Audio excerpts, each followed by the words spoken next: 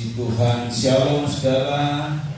Anugerah yang baik dari Tuhan buat semua kita yang hadir hari ini dapat lagi berkat dalam menerima kebenaran firman-Nya, saudara ya. Puji Tuhan, saudara, kita akan melihat dalam Alkitab kita akan membaca beberapa ayat di Injil Markus pasal 1. Kita baca ayat 21 sampai 28. Saya ulang, Injil Markus pasal 1 ayat 21 sampai 28. Nanti membaca ayat 21, kemudian jemaat ayat 22 dan seterusnya secara bergiliran. Oke, saya baca ayat 21, Injil Markus 1 ayat 21. Mereka tiba di Kapernaum setelah hari Sabat mulai. Yesus segera masuk ke dalam rumah ibadat dan mengajar. Saudara, mereka takut mendengar ajarannya, sebab Dia mengajar mereka sebagai orang yang berkuasa, tidak seperti ahli-ahli Taurat. Pada waktu itu di dalam rumah ibadat itu ada seorang yang kerasukan roh jahat. Orang itu berteriak, "Apa urusanmu dengan kami, hai Yesus orang Nazaret? Engkau datang untuk membinasakan kami. Aku tahu siapa engkau, Yahudi saja." tetapi Yesus menghardiknya. Katanya, diam, keluarlah daripadanya. Roh jahat itu menguncang-uncang orang itu, dan sambil menjerit dengan suara nyaring, dia keluar dari kami. Mereka semua takjub sehingga mereka memperbincangkannya. Katanya, apa ini? Suatu ajaran baru. Ia berkata-kata dengan kuasa, roh-roh jahat pun diperintahnya dan mereka taat kepadanya. Lalu bersuara dengan kata-kata tentang Dia, segala penjuru disediakan. Iya, saudara, ini adalah kisah yang cukup singkat, tetapi di dalamnya mengandung makna yang dalam. Saudara ya, saudara perhatikan baik-baik. Saat itu terjadi di sebuah rumah ibadat kayak kita gini loh, di sebuah rumah ibadat, saudara ya. Pertama, rumah ibadat yang sejati itu bukan gedung ini. Mau gerejanya bagus kayak apapun, maka Tuhan tidak menganggap itu rumah ibadat sejati. Rumah ibadat sejati itu adalah justru tubuh manusia yang percaya kepada Yesus. Itu rumah ibadat. Untuk ini kita baca saja dulu 1 Korintus 3 ayat 16 sampai 17. Yuk, untuk kali ini kita baca. Ya, saudara ya, rumah ibadat sejati yang dianggap Tuhan itu bukan gedung gereja. Sebagus apapun gedung gereja, Tuhan tidak katakan itu rumah ibadat sejati. Rumah ibadat sejati itu adalah 1 Korintus 3 ayat dibaca ayat 16-17. Tidak tahukah kamu bahwa kamu adalah bait Allah dan bahwa Roh Allah diam di dalam kamu? Ya, tidak tahukah kamu bahwa kamu adalah bait Allah dan Roh Allah diam di dalam kamu? Terus, Jika ada orang yang membinasakan bait Allah, ya, maka Allah akan membinasakan dia. perhatikan. Sebab bait Allah adalah kudus, Ya, dan bait Allah itu ialah kamu. iya saudara, jadi bait Allah yang sejati, rumah ibadah yang sejati itu adalah tubuh kita, tubuh manusia yang masih hidup. Mesti diperhatikan saudara ya. Ada tubuh manusia yang sudah mati, ada tubuh manusia yang masih hidup. Dulu waktu saya beberapa saudara yang kita meninggalkan kepercayaan yang lalu, di mana di kepercayaan yang lalu itu orang-orang tua kita yang sudah mati dibakar, lalu kemudian dikasih di bejana atau dikasih di bejana, lalu ditaruh di tempat entah nanti bentuknya kayak apa, ada dio segala macam, jadi meja abu lalu dihormati. Jadi waktu dia masih hidup nih orang tua nggak pernah dihormati. Begitu dia sudah mati dihormati, percuma. Karena ibadah buat mereka, ibadah itu adalah saat orang sudah mati lalu mereka berbakti sama orang tuanya. Setelah mati dan kemudian dibakar, tinggal abunya saja, nggak guna. Itu yang disembayangin atau yang disembah bukan orang tua, tapi malah roh jahat. Kita tidak lagi begitu, saudara ya. Tidak ada lagi meja abu, tidak ada lagi apapun. Selama masih hidup, orang itu harus kita hormati. Sebagai orang tua, kalau orang tua, saudara ya. Seburuk apapun, selama dia hidup kita hormati, saudara. Kalau dia mati ya sudah, selesai. Selama dia hidup kita masih berikan, kalau dia belum percaya kepada Tuhan, kita injili supaya dia percaya kepada Yesus. Begitu, saudara, itu yang benar. Sebab tubuh orang mati tidak berguna. Jadi rumah ibadat itu adalah tubuh kita yang masih hidup. Amin. Tubuh kita yang masih hidup. Bukankah tubuhmu adalah bait Allah? Saudara, dalam rumah ibadah itu sebuah peristiwa terjadi. Perhatikan, memang di dalam Israel sedikit saya mau ajak dulu untuk memahami. Waktu Yesus hadir di rumah ibadat, ini istilahnya di sinagog. Kalau rumah ibadat atau bait suci itu ada di Yerusalem. Itu bait suci, saudara ya. Ini sinagog. Saudara, jadi sinagog itu adalah, katakan saja, gereja kecil begitu, kayak kita gereja kecil. Sedangkan kalau di Yerusalem itu nanti orang ke Yerusalem itu setahun 3 kali. Itu harus ke Yerusalem. Setahun 3 kali di dalam setahun itu, saudara ya. Mereka mempersembahkan persembahan yang berkenan. Tetapi kalau tiap-tiap Sabtu, kalau mereka itu Sabat itu hari Sabtu, mereka harus beribadah kepada Tuhan. Dan di tempat-tempat di mana ada sinagog dipersiapkan oleh orang-orang. Ada sinagog yang dibuat bagus, ada sinagog yang dibuat biasa, tergantung dari kemampuan orang, saudara ya. Nah, saudara, perhatikan baik-baik. Ini salah satu rumah ibadat dikunjungi oleh Yesus. Di rumah ibadat dan di bait suci sama cara ibadahnya. Gitu. Mesti ada imam yang memimpin. Baik di bait suci maupun di sinagog mesti ada imam yang memimpin. Nah, saudara, cara ibadah mereka yang mungkin tidak seperti kita, tapi yang pasti ada pengajaran. Ada yang disampaikan. Mungkin pujiannya tidak kayak kita pakai musik. Mereka mungkin masih pakai gambus, kecapi, dan lain sebagainya. Sampai sekarang juga nggak pakai musik band ini, saudara ya. Sampai sekarang. Lalu cara pujiannya seperti apa mungkin berbeda, saudara, dengan kita. Mungkin mereka datang tidak memakai baju seperti kita, tetapi ada pakai jubah, ada pakai hijab dan lain sebagainya. Khususnya di Kristen Ortodoks begitu, saudara. Tapi dari semua itu mesti ada yang disampaikan, mesti ada firman. Itu yang tidak berubah. Semua, mau ibadah kita, mau ibadah mereka, mau ibadah siapa saja, mesti ada firman yang disampaikan, yang berbentuk pengajaran. Nah, saudara ya. Jadi di situ ada firman yang disampaikan. Nah, saudara, perhatikan baik-baik. Jadi sebelum Yesus hadir peristiwa-peristiwa yang dialami oleh orang-orang yang sudah setia beribadah, mereka setia beribadah, saudara. Mereka yang biasa saja secara agamawi, mereka datang di hari Sabat beribadah, setia beribadah di situ. Tetapi begitu Yesus hadir, dia mengajar, kaget mereka, tercengang-cengang mereka. Kenapa? Yesus mengajar dengan ajarannya yang berkuasa.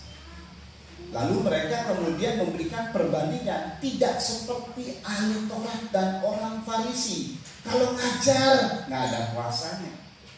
Lalu bukti adanya kuasa dari ajaran Yesus, ada terusik orang yang kerasukan roh jahat. Jadi orang ini rajin ke gereja tapi kerasukan roh jahat, tapi tidak pernah terusik, saudara. Saat ajaran yang disampaikan oleh ahli Taurat dan orang Farisi, begitu Yesus mengajar ada kuasa, maka kuasa itu mengusik orang ini, dan muncullah pernyataan dari orang ini yang dimana dia kerasukan setan, kerasukan roh jahat. Singkat cerita, roh jahatnya dilepaskan. Jadi di sini saudara ada dua penampilan. Pertama sebelum Yesus hadir, di mana itu penampilan dan sebagai kepala rumah ibadahnya yang selalu mengajar, memberi ajaran adalah ahli Taurat orang Farisi. Di mana ajarannya tidak ada kuasa apapun, di mana ajarannya tidak ada mengusik roh jahat, sebab roh jahat ini jahat, namanya saja roh jahat. Jahat, dia merusak manusia. Itulah sebabnya dengan kehadiran Yesus, si roh jahat ini dia keluar dari orang ini sehingga orang ini menjadi baik, tidak menjadi jahat lagi. Terjadi perubahan. Nah, begitu saudara. Jadi ada dua yang mengepalai rumah ibadah. Di situ nanti dia memberi ajaran. Apakah ahli Taurat orang Farisi modelnya atau model Yesus? Seharusnya kalau kita mengaku bahwa tubuh kita ini adalah rumah ibadah, maka kita harus mengakui kepala rumah kita, kepala hidup kita ini adalah Yesus. Amin. Ibrani 3 ayat 1 sampai 6, yuk dibaca. Jadi saudara, saya kasih tahu lagi, saudara ya, siapa yang mengepalai rumah kita? Siapa yang mengepalai rumah ibadat, atau lebih tepatnya, siapa yang mengepalai hidupku? Siapa yang mengendalikan hidupku?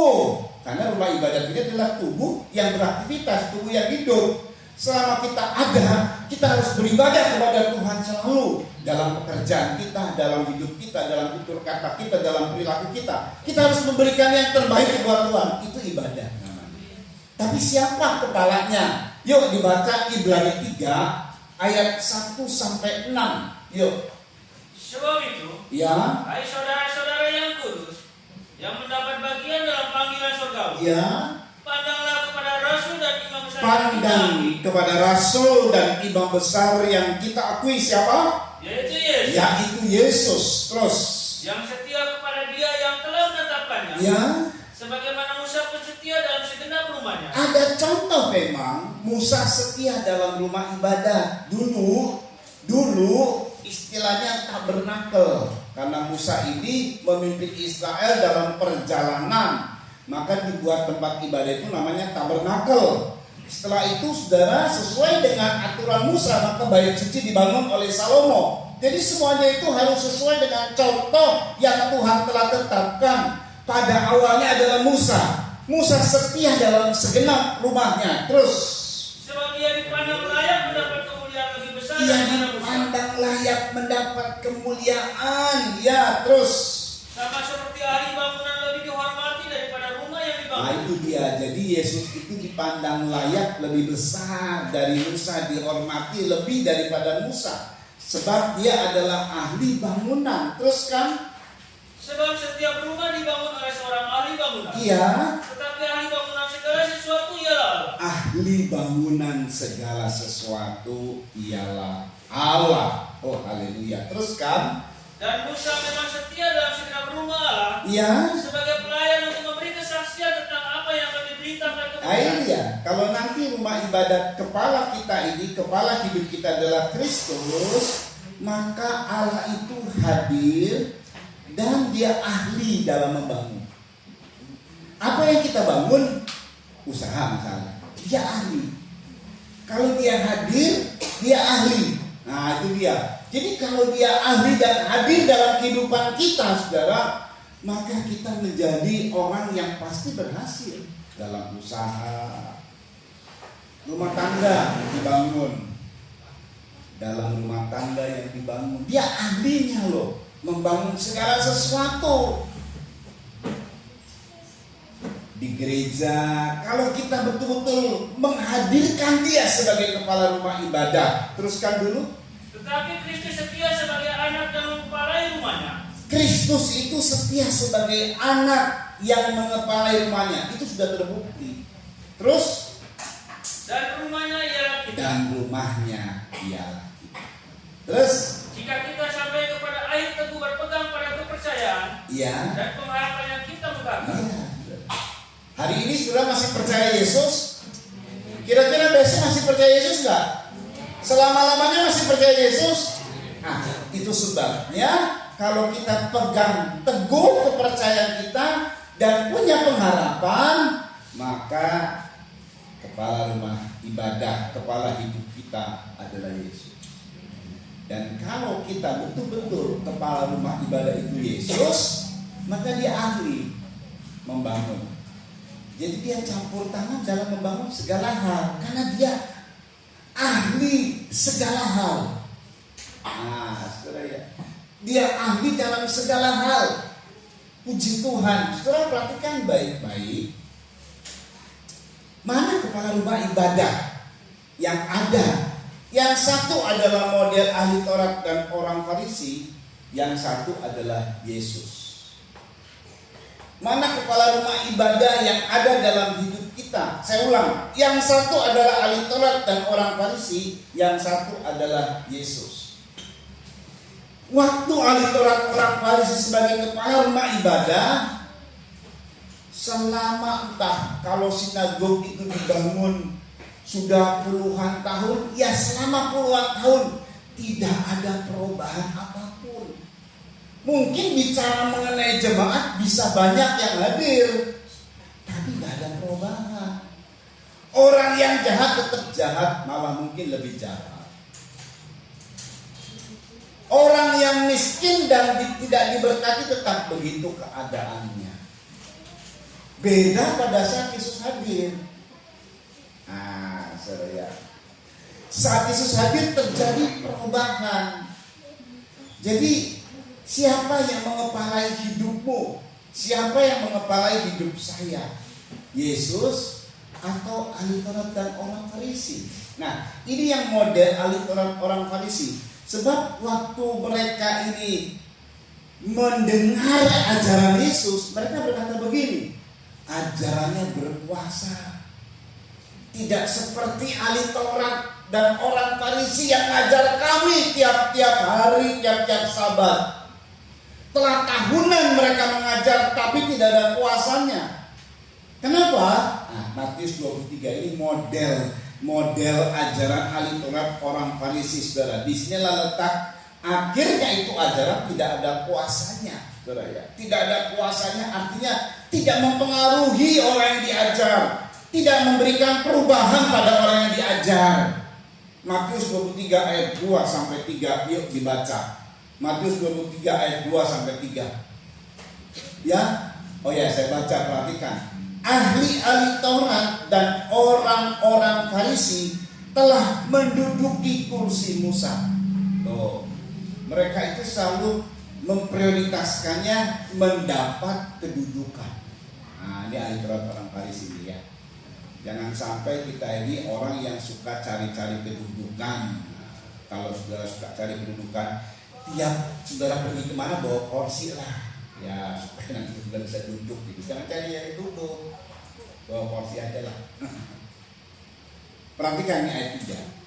Sebab itu turutilah dan lakukanlah segala sesuatu yang mereka ajarkan kepadamu. Inilah yang membuat ahli Taurat orang Farisi tidak berkuasa ajarannya. Kenapa? Tetapi janganlah kamu turuti perbuatan-perbuatan mereka, karena mereka mengajarkannya tetapi tidak melakukannya.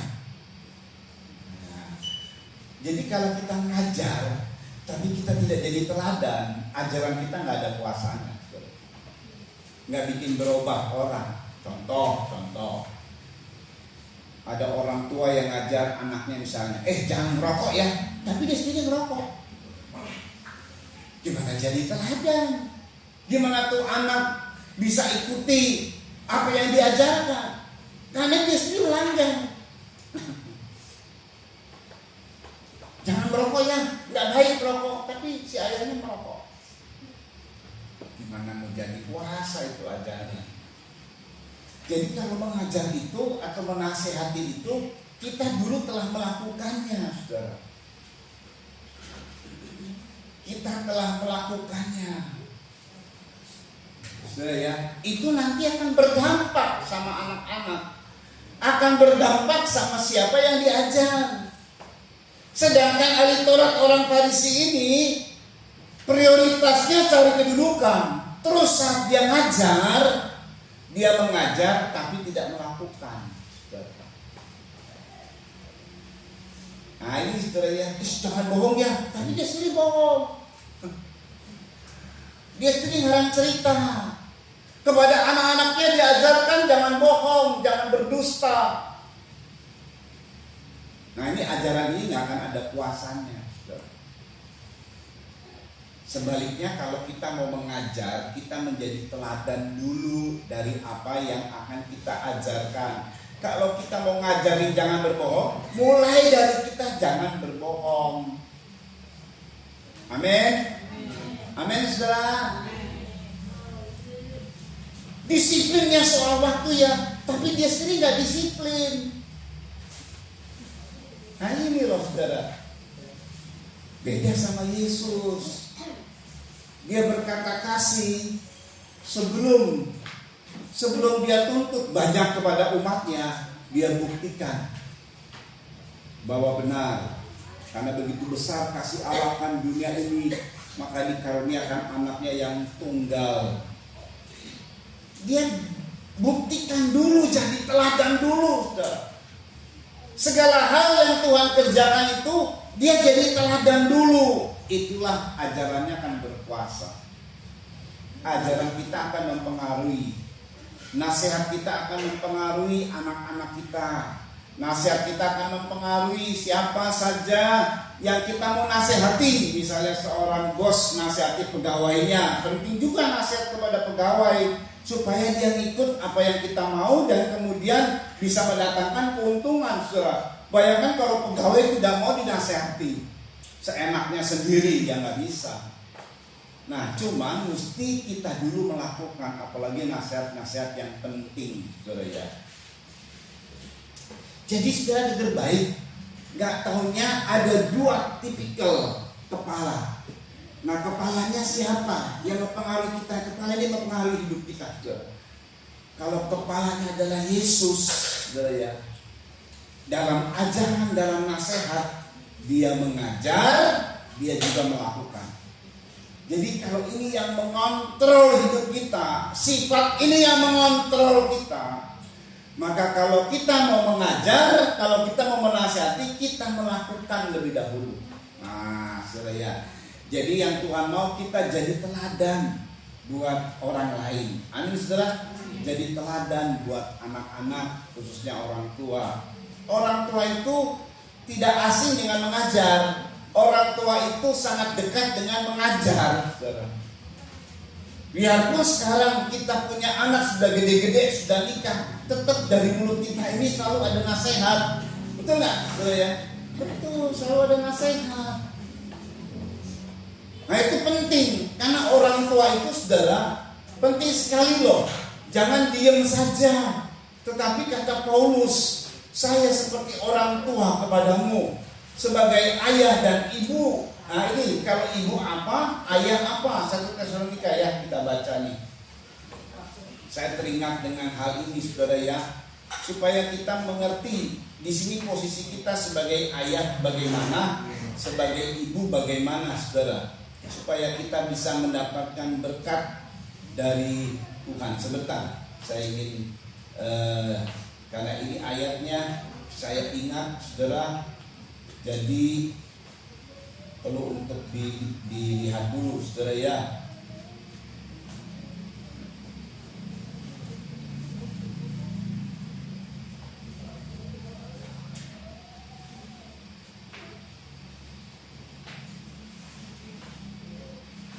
Perhatikan baik-baik, sungguh luar biasa kalau kita mendapatkan berkat firman Tuhan. Ya, 1 Tesalonika 2 ayat 11. Ya, saya baca, perhatikan baik-baik. 1 Tesalonika 2 ayat 11. Kamu tahu betapa kami seperti Bapa terhadap anak-anaknya. Ini kalau Bapa ya, telah menasehati kamu, tuh Bapa, dan menguatkan hatimu seorang demi seorang. Jangan kayak bapak yang bolak-balik lihat takut anaknya. Itu udah bagus tuh anaknya, udah berusaha supaya dapat yang bagus. Tapi cuma dia, papa lebih bagus dari kamu. Kasihan loh saudara. Harusnya kita memberikan pujian. Tapi kalau anaknya salah, waduh, itu ngomel, marah. Jadi bapak itu hanya isinya marahin aja, bukan menguatkan, tapi malah memarahi. Ya itu anak salah, dimarahin oke, tapi jangan hanya itu saja. Kalau dia melakukan tindakan yang baik, jadi anak-anak seperti saya nih, sebagai anak pernah saudara ya, saya berusaha supaya akan saya kejar nilai yang baik atau perilaku yang baik. Kena damprat juga. Jadi jangan kayak begitu orang tua. Kalau orang tua yang benar ini ya, menasehati, menguatkan hatimu seorang demi seorang, dan meminta dengan sangat supaya kamu hidup sesuai dengan kehendak Allah yang memanggil kamu ke dalam kerajaan dan kemuliaannya. Lalu kemudian sebagai seorang ibu, ini ada lagi saudara ya, haleluya. Ini sebagai seorang bapak, sebagai seorang ibu, ada ungkapannya di sini. Ya, saya ingin mengajak 1 Tesalonika 2 ayat 7. Yuk dibaca. Ini kalau ibu. Jadi ini tugas kita ya, baik ayah maupun ibu. Yuk. Tetapi kami berlaku ramah di antara kamu. Ya, itu kalau ibu itu berlaku ramah, ya. Sama seperti seorang ibu mengasuh dan merawati anaknya. Ya, ibu itu mengasuh dan merawati anaknya dengan berlaku ramah. Jangan bolak-balik cerewet, nggak keluar ya. Jangan membuat sakit hati anak kita. Kalau dia salah, betul, dia salah, kita harus marahi saudara. Tapi tetap kita rawat dia, kita asuh dia. Betulkan bagaimana sikap yang salah itu, kita kasih tahu mana yang benar dengan omongan yang ramah, bukan judes. Ya, terus demikianlah kami. Ya, dalam kasih sayang yang besar akan kamu. Dalam kasih sayang yang besar akan kamu. Terus bukan saja rela membagi Injil Allah dengan kamu. Ya, tetapi juga hidup kami sendiri dengan kamu. Karena kamu telah kami kasih. Ya, karena kamu telah kami kasih. Inilah rumah tangga yang bagus, saudara ya. Inilah ajaran di mana Kristus hadir, di mana Kristus sebagai kepala ibadah, di mana Kristus sebagai kepala kita. Karena ibadah itu, saya ulang kembali, adalah hidup hari-hari kita. Jadi selalu dikendalikannya oleh Yesus dengan ajaran yang berkuasa, ajaran di mana dia ngajar juga melakukannya. Artinya kita mau jadi teladan, gak cuma nyaprak ngajar-ngajar, juga cuma ngomel nasihati dengan panjang lebar, tapi kita gak melakukan, itu gak ada kuasanya. Saudara perhatikan, karena Yesus memberikan ajaran yang berkuasa, maka dampaknya, ini ada dampak, saudara. Saya ulang ya, karena Yesus memberi ajaran yang berkuasa, ada dampaknya, ada kuasa yang terjadi. Jadi ajaran ini, saudara, ajaran itu memang sebuah perkataan, tapi mengandung kuasa, saudara ya. Perkataan yang mengandung kuasa. Karena Yesus memberi ajaran yang berkuasa, dampaknya roh jahat terusik. Ini roh jahat ini telah bercokol lama, gak taunya. orang ini kasihan banget, saudara ya. Saya sering sekali melakukan pelepasan dari orang-orang yang kerasukan. Ada orang yang berkata begini, dan saya tidak setuju dengan pendapat ini. Wah, inilah pendeta Harun spesial melepaskan orang yang kerasukan roh jahat. Loh, nggak ada tuh yang spesial begitu, saudara. Karena ayat berkata begini, tanda-tanda ini menyertai orang-orang percaya. Mereka mengusir setan demi namaku. Jadi nggak ada yang spesial sebenarnya begitu. Sebenarnya semua pendeta, semua hamba Tuhan bisa melakukan begitu. Cuma nggak mau belajar. Dan ini memang harus terlatih, saudara ya, jangan konyol. Powernya kita besar, tapi kalau kita konyol ya iyalah. Tanda-tanda ini menyertai orang-orang yang percaya. Mereka mengusir setan demi namaku. Itu bahkan tanda pertama loh. Markus 16. Coba yuk kita lihat.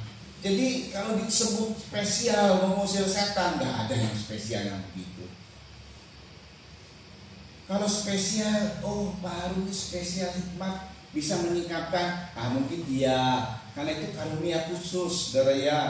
Karunia khusus yang Tuhan kasih kepada orang. Si orang dapat hikmat, si orang yang lain dapat pernyataan marifat, orang yang lain dapat pernyataan nubuat, orang yang lain dapat pernyataan berbahasa roh, menafsirkan berbahasa roh, dan seterusnya. Tapi kalau mengusir setan, Injil Markus pasal 16 menyebut begini, nggak ada yang khusus. Itu malah bisa dilakukan oleh orang yang percaya.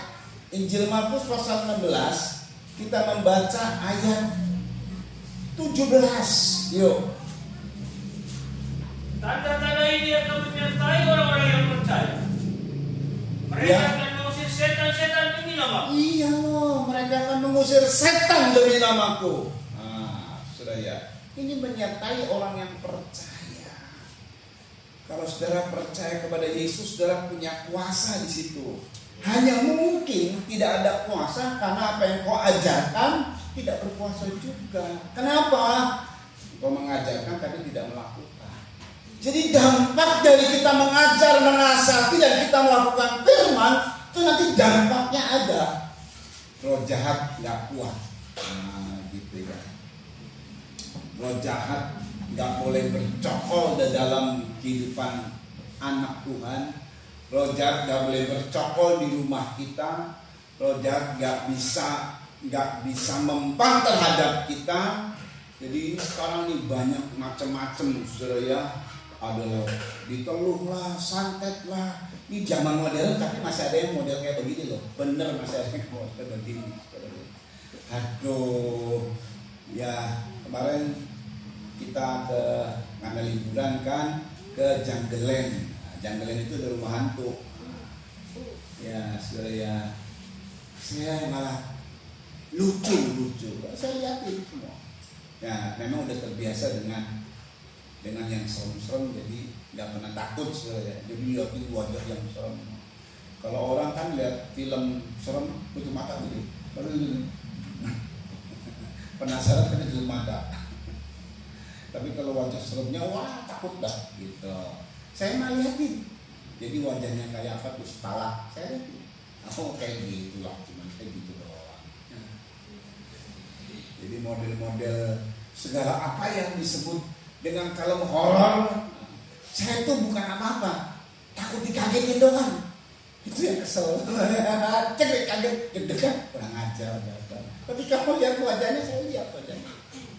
Rusak kayak apa saya lihat. Nah gitu, saudara ya. Nggak pernah takut yang begitu. Dia muncul di depan saya juga malah dia takut kali ya. Jadi kita nggak perlu takut, kita punya kuasa. Hanya memang pada saat kita nasihat ini, di mana nasihat ini kita lakukan dulu, atau lebih tepatnya, kalau kita jadi teladan, ya saudara ya. Kalau kita selalu jadi teladan di dalam kehidupan kita, maka nanti ada kuasa. Kuasa itu akan mengusik roh jahat. Sebab roh jahat ini namanya saja roh jahat. Apa yang diinginkan sama roh jahat. Dalam Injil Yohanes 8, ini dia di roh jahat.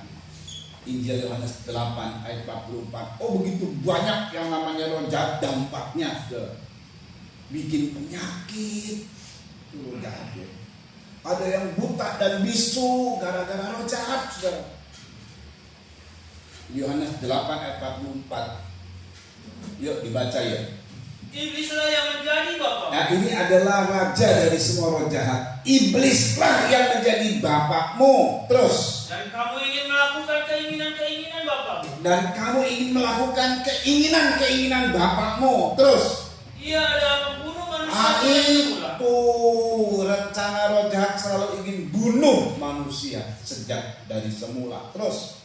Dan tidak hidup dalam kebenaran. Dia tidak hidup dalam kebenaran. Terus. Sebab di dalam dia tidak ada kebenaran. Tidak ada kebenaran. Ya. Apabila ia berkata dusta. Apabila ia berkata dusta. Ia berkata atas kehendaknya sendiri. Ia berkata atas kumain. Semau gue. Terus. Sebab ia adalah pendusta dan bapa segala dusta. Jadi kalau ada roh jahat, ini nanti ada pengaruh pembunuhan. Pembunuhan itu, saudara, kita langsung saja untuk baca ini karena membunuh. Tapi jujur loh, sekarang ini kayaknya manusia banyak yang gelap mata ya.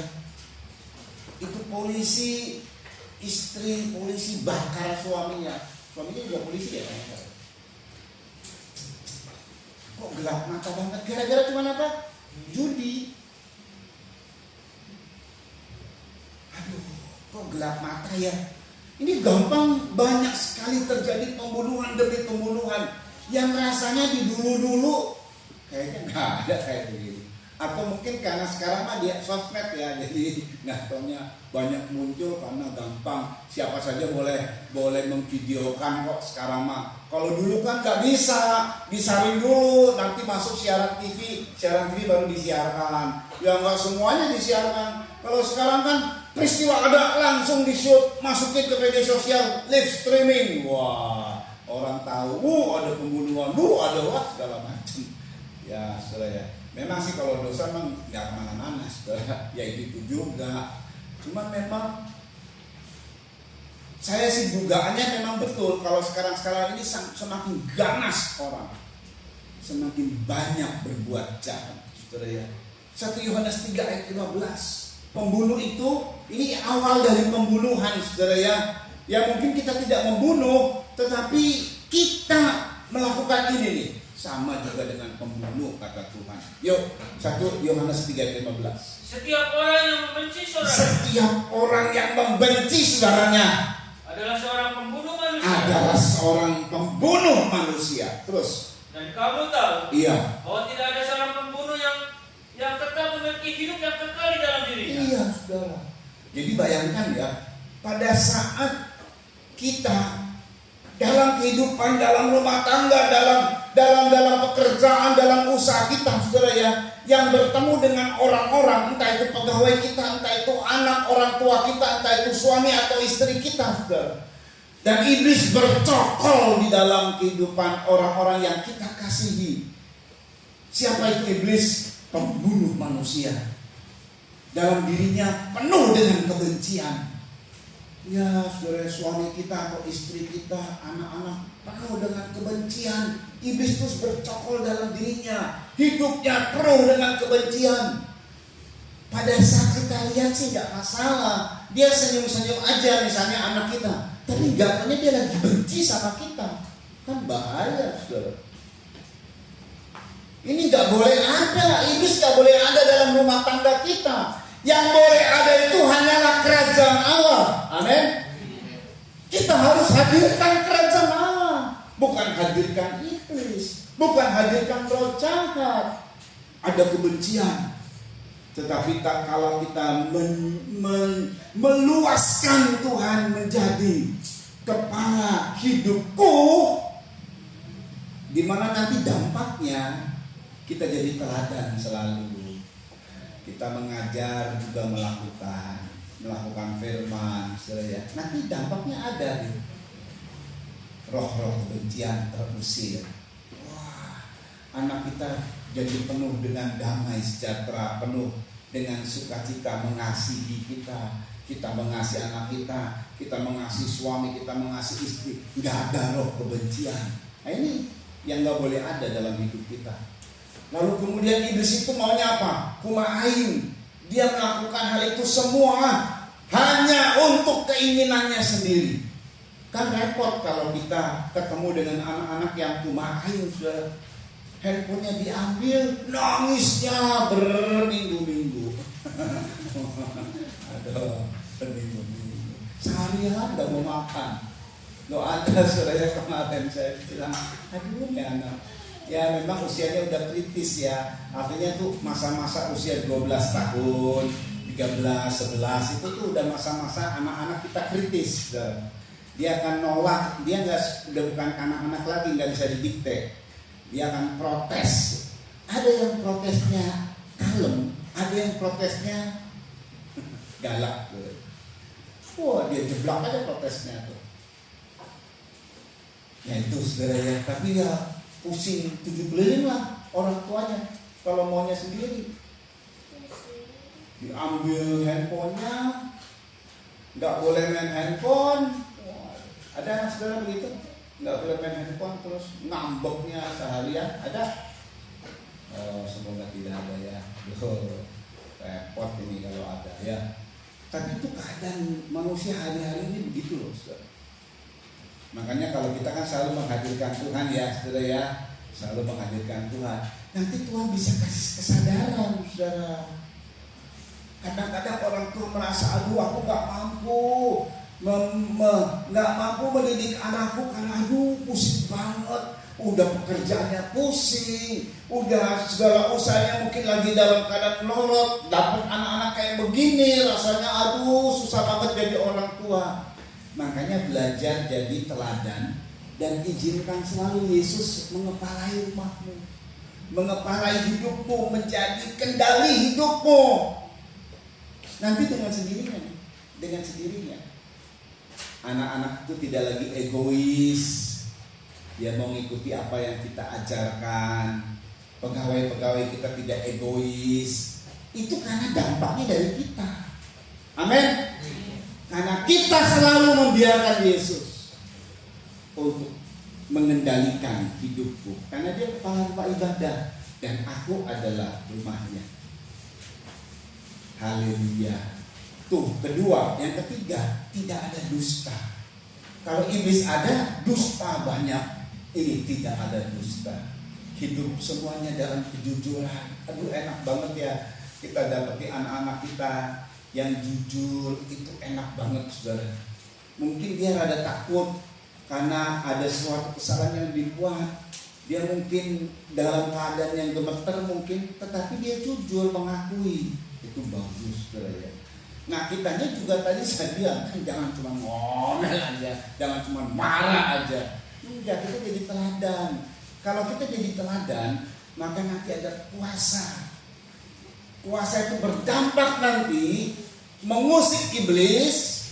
Dan kemudian karena kita selalu menghadirkan Tuhan, Tuhan sendiri yang akan mengusir iblis. Sehingga dalam kehidupan kita terjadi satu pemulihan yang luar biasa. Oh enak banget saudara ya. Ini yang kita harus alami saudara.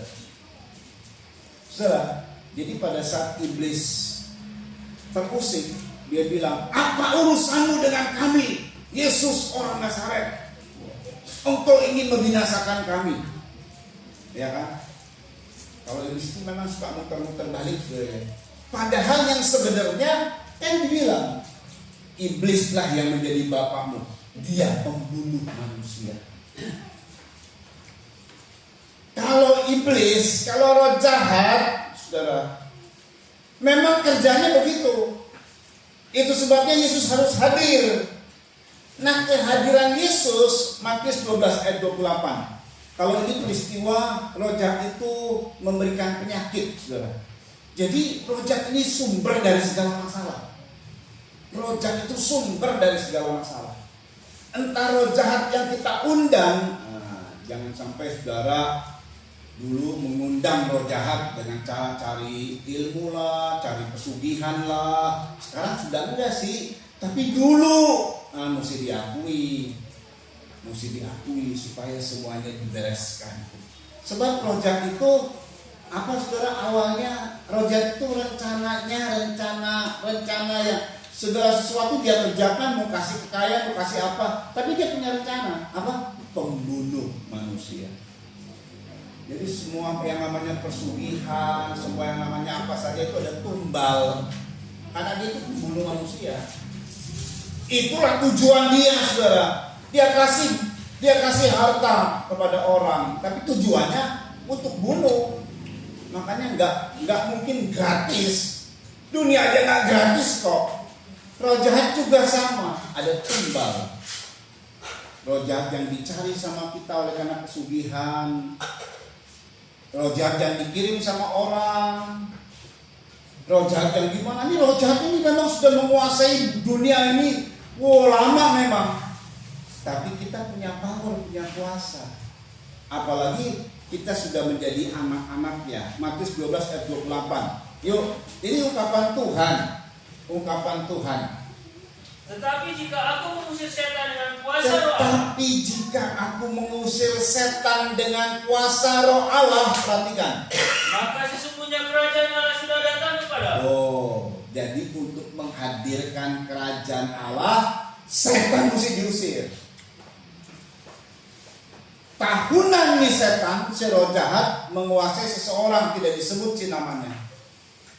Tapi orang ini entah nanti kena penyakit, entah kena intimidasi,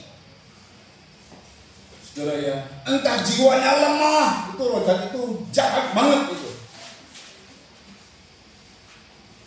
Tapi syukur pada saat tempat ibadah itu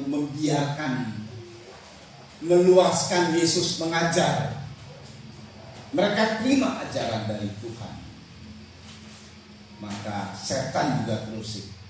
Pembuat jahat ini terusik dan diusir oleh Tuhan. Datanglah kerajaan Allah. Nah, kita perlu datang selalu kerajaan Allah dalam hidup kita. Amin. Ini kerajaan Allah ini 3. Ingat ya, kerajaan Allah itu 3. 1 adalah kebenaran. 2 adalah damai sejahtera. 3 adalah sukacita. Itu isi dari kerajaan Allah. Kalau dia hadir, selalu ada kebenaran, semua jujur, tidak ada cerita, ngarang cerita nggak ada, tidak ada dusta, semua jujur, enak saudara ya, jujur.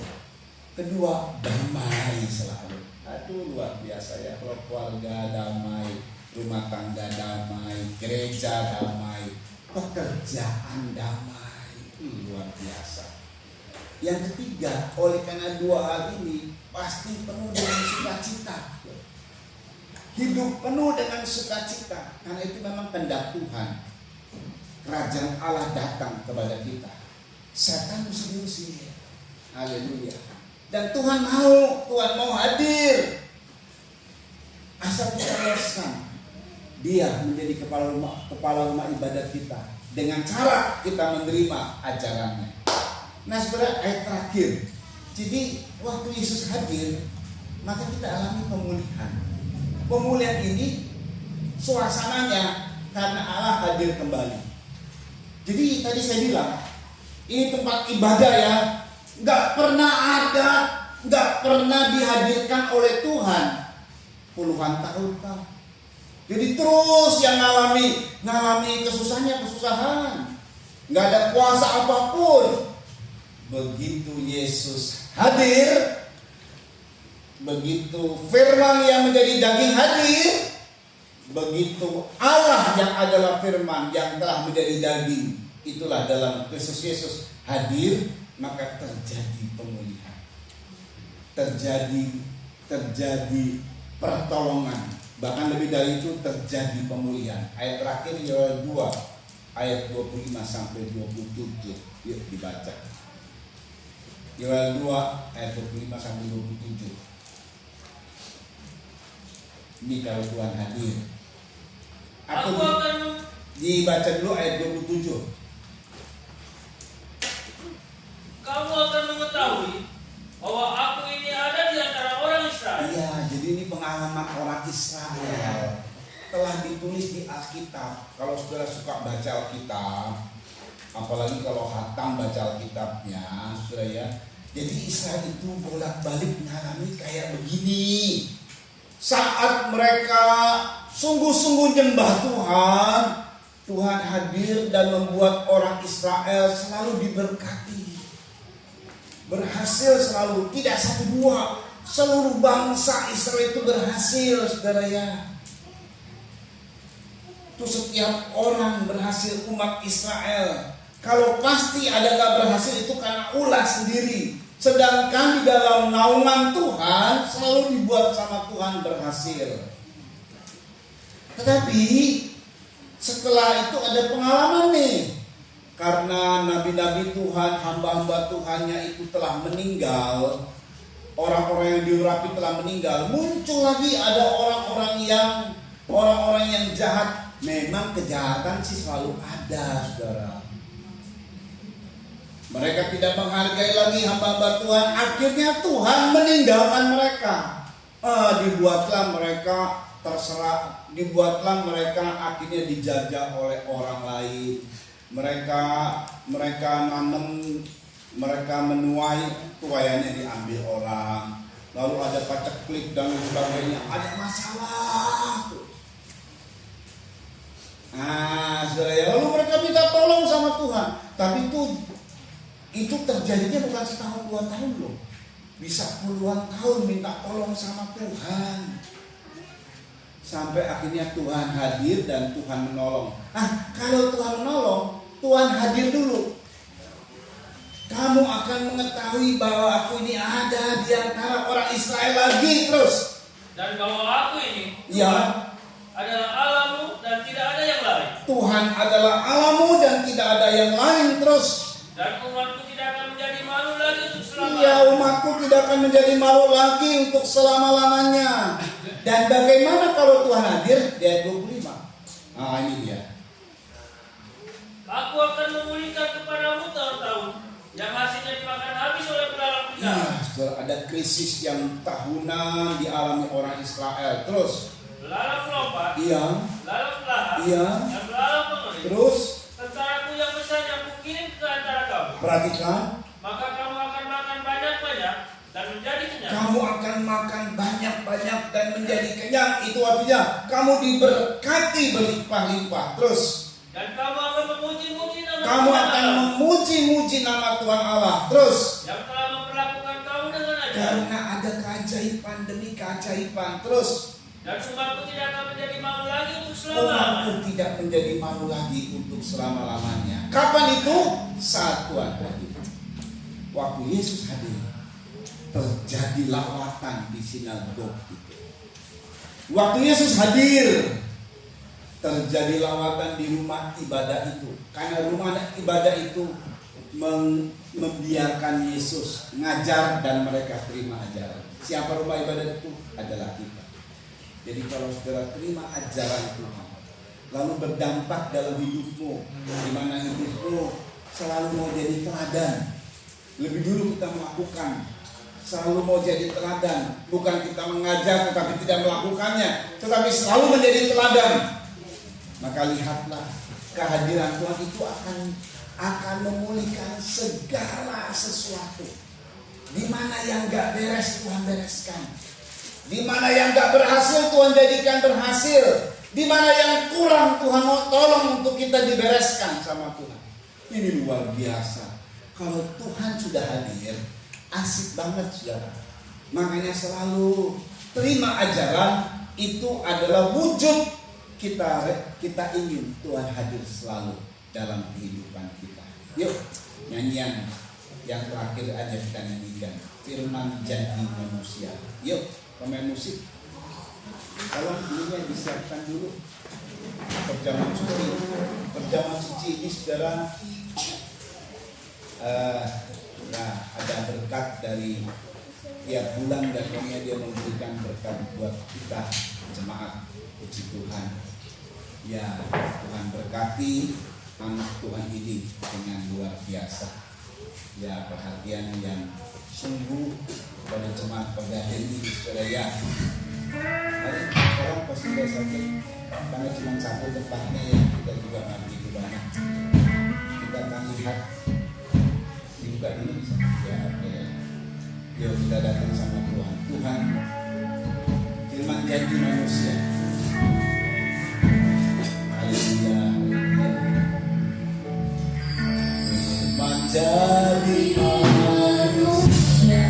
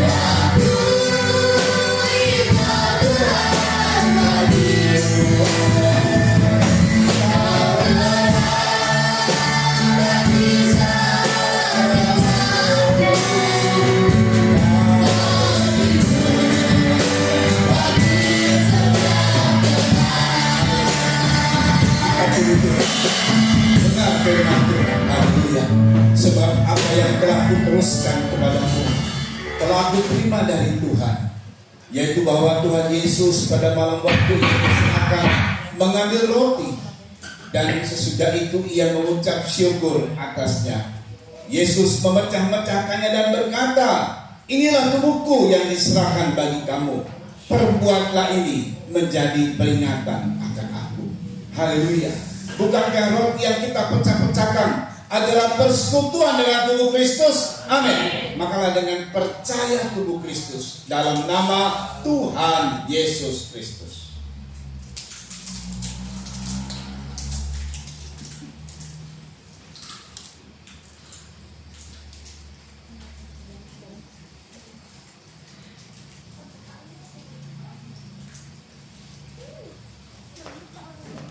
Kita angkat kalau minuman. Demikian juga Yesus mengambil cawan sesudah makan, lalu berkata, cawan ini adalah perjanjian baru yang dimeteraikan oleh darahku. Perbuatlah ini setiap kali kamu meminumnya menjadi peringatan akan aku. Sebab setiap kali kamu makan roti ini dan minum cawan ini, kamu memberitakan kematian Tuhan sampai Ia datang. Bukankah cawan ucapan syukur yang atasnya kita ucapan syukur adalah persekutuan dengan darah Kristus? Amin. Minumlah dengan percaya darah Kristus dalam nama Tuhan Yesus Kristus. Haleluya. Mari kita menyembah Tuhan. Bukan ena syayali kal-ador hidayah. Haleluya. Haleluya, semua menyembah Tuhan. Haleluya, haleluya.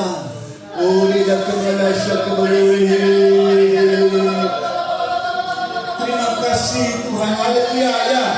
Haleluya, yes. Kami mau terima ajaran-Mu Tuhan. Haleluya. Kami mau Engkau berkuasa mengendalikan kami. Haleluya. Mari bekerja Roh Kudus. Haleluya.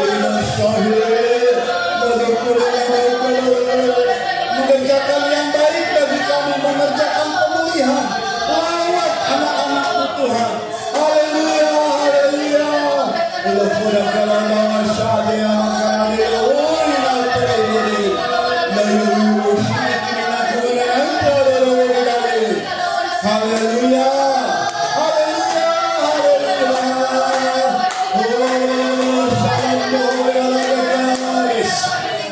Yes, kerajaan-Mu atas kami. Hadir kerajaan-Mu dalam pribadi, rumah tangga, pekerjaan, usaha, dalam nama Yesus. Haleluya. Dalam perjalanan hidup kami, dalam aktivitas hidup kami. Haleluya. Terima kasih Bapa. Kau berkati semua Tuhan yang hadir, karena kami telah menikmati firman Tuhan dan menerima pengajaran-Mu. Pengajaran-Mu berkuasa Tuhan, pengajaran-Mu yang dahsyat itu. Haleluya. Kami terima sehingga nanti dampaknya dalam kehidupan kami. Kami akan melihat bagaimana Kau bekerja dan menyelesaikan masalah kami. Kami akan melihat, kami akan menyaksikan dan merasakan akan keajaiban-keajaiban dari-Mu Tuhan. Haleluya. Lawatan-Mu terus terjadi atas kami. Kami percaya Kau hadir selalu dalam setiap hidup kami, dalam rumah tangga kami, dalam usaha, dalam pekerjaan kami, dan dalam aktivitas kami, pergi dan pulang. Haleluya. Keluar dan masuk di dalam segala hal yang Kau kerjakan. Kami percaya semua untuk kebaikan kami, karena kami adalah anak-anak yang Engkau kasihi. Berkati semua yang hadir. Berkati Tuhan fasilitator kami untuk tempat ibadah dan pastori. Berkati Tuhan mereka dalam pekerjaan, usaha, dagang dan semuanya. Berkati Tuhan juga korban-korban yang kami persembahkan. Berkati mereka yang telah berkorban, baik memberikan perjamuan suci, baik mereka Tuhan anak-anak-Mu yang sungguh luar biasa. Berkati mereka berlimpah-limpah, karena itu adalah janji dari Tuhan kepada semua kami anak-anak-Mu. Haleluya. Berkati mereka semua dan nama Tuhan dipermuliakan dalam kehidupan mereka. Berkati Tuhan Yesus untuk haleluya, untuk pemerintah setempat kami, Kecamatan Pagaden, Kabupaten Subang, Provinsi Jawa Barat, dengan pemimpin-pemimpin yang ada diberikan roh takut akan Tuhan dan jujur, sehingga semuanya mendatangkan kebaikan bagi negara kami Tuhan. Juga tanah air kami tercinta Indonesia, Presiden kami Pak Jokowi dan Pak Maruf Amin, dan Presiden terpilih Prabowo Gibran. Juga Tuhan tolong, haleluya, segala program yang dikerjakan semua berkenan kepada Tuhan dan terlaksana. Nama Tuhan dipermuliakan. Kami percaya mata-Mu sedang mengarah kepada Indonesia. Diberkati Indonesia dalam nama Yesus Kristus. Dan Tuhan berikan kepada orang-orang yang bergerak di bidang hukum untuk punya roh keberanian membongkar kasus-kasus besar, terorisme, ngomong-ngomong narkoba, sindikat mafia, serta korupsi Tuhan, koruptor, supaya ditangkap semua orang-orang yang bersalah kepada negara atau sesama, sehingga nama Tuhan ditakuti di bumi Indonesia ini. Terpujilah nama Yesus Kristus. Dan kalau sebentar kami kembali ke rumah kami masing-masing, sampaikan dengan selamat, dengan tidak kekurangan sesuatu apapun, dan kembalikan pada hari-hari ibadah yang sudah ditetapkan. Nama Tuhan dipermuliakan. Angkat dua tangan dan terima berkat dari Tuhan. Saudara-saudara yang dikasih oleh Tuhan, terimalah anugerah cinta kasih sayang dari Bapa yang sungguh sangat mengasihimu. Kasih karunia lewat kuasa pendamaian korban Kristus, serta pimpinan kekuatan kuasa Roh Kudus menjadi milikmu saudara-saudara, dari sekarang ini sampai Tuhan Yesus datang kali yang kedua, bahkan sampai selama-lamanya. Dalam nama Tuhan Yesus Kristus, mempelai pria sorga dan imam besar yang kami puja-puji selalu, kami alaskan doa ini. Haleluya. Haleluya. Haleluya. Haleluya.